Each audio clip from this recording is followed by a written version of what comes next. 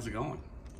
Today we are going to be changing the oil filter adapter O-rings on this 1999 Jeep Cherokee XJ 5-speed.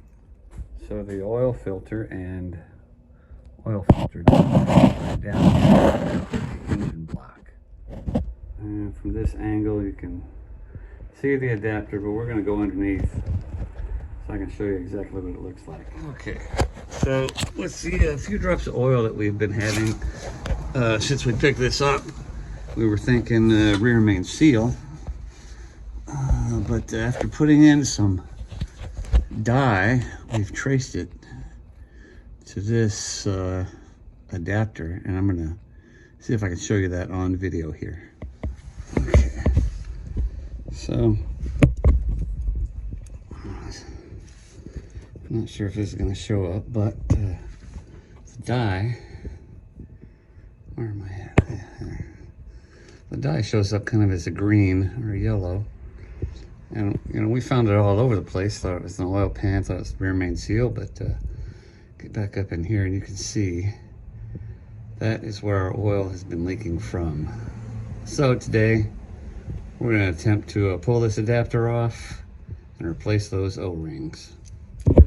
Now, because of that tight space that we're going to be working in, I decided to pick up this serpentine belt tension tool that you can find at one of your automotive box stores.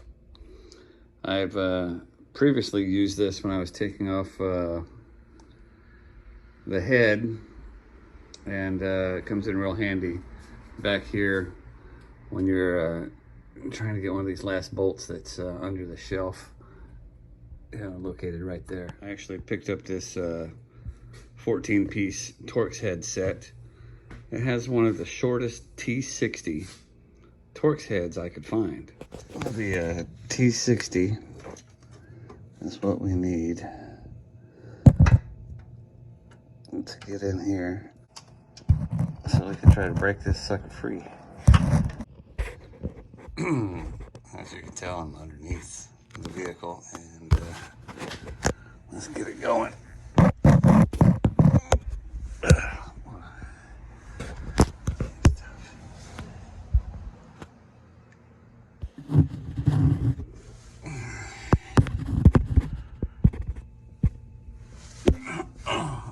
we go.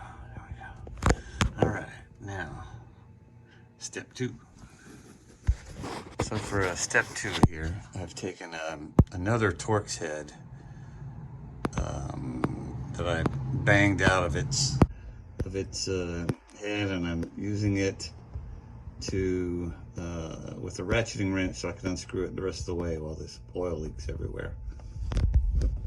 So I chose to leave the filter in place when taking this off, thinking it would be less of a mess.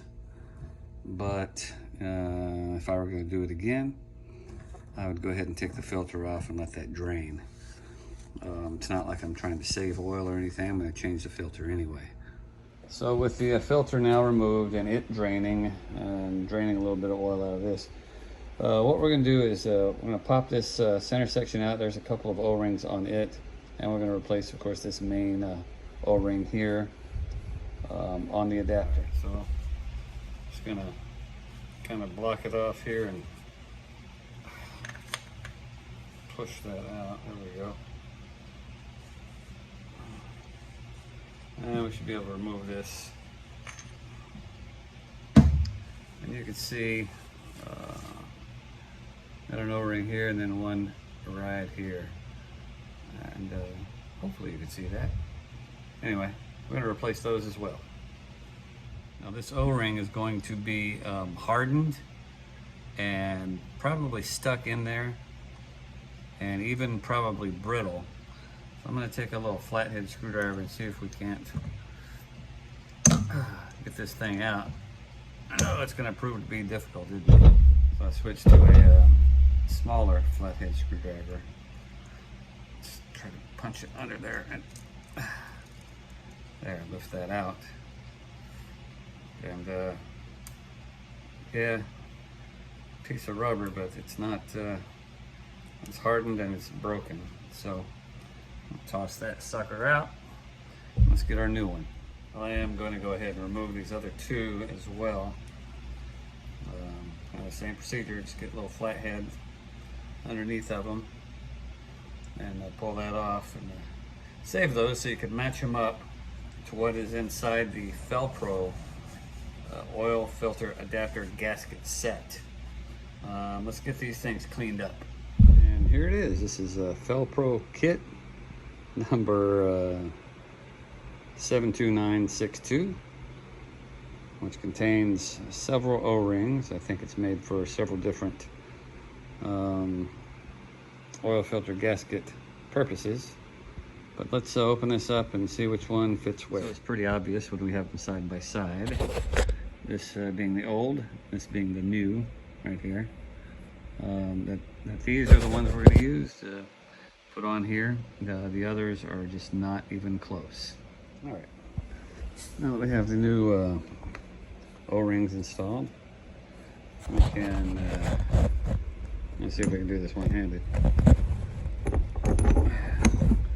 Kind of pop that through the back there. Oops. Probably want to see what's going on. I'm just gonna push it. Though you're not gonna see if I'm doing that.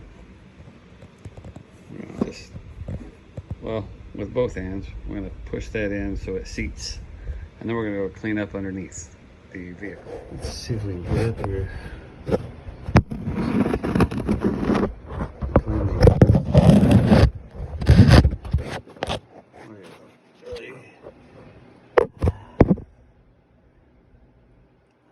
That is what we're looking at, and hopefully it's all clean. I'm gonna look at this video before I get back up there, before we screw it all together. So after some trial and error, finally got the sucker back on there. I found that popping that center section back out, the actual section that screws in, pop that back out, kind of line your housing up and start screwing that into the hole to make it a lot easier to get this thing mounted. Now it is time to put a filter on, start her up, and see if we find any leaks. I don't think we will. Right, so we got the oil filter on and we started her up, and so far no leaks. I'm going to add in that half quart of oil that we lost, pulling the old filter off. And we're going to let it sit overnight, check for leaks in the morning. So until next time, we'll be seeing you.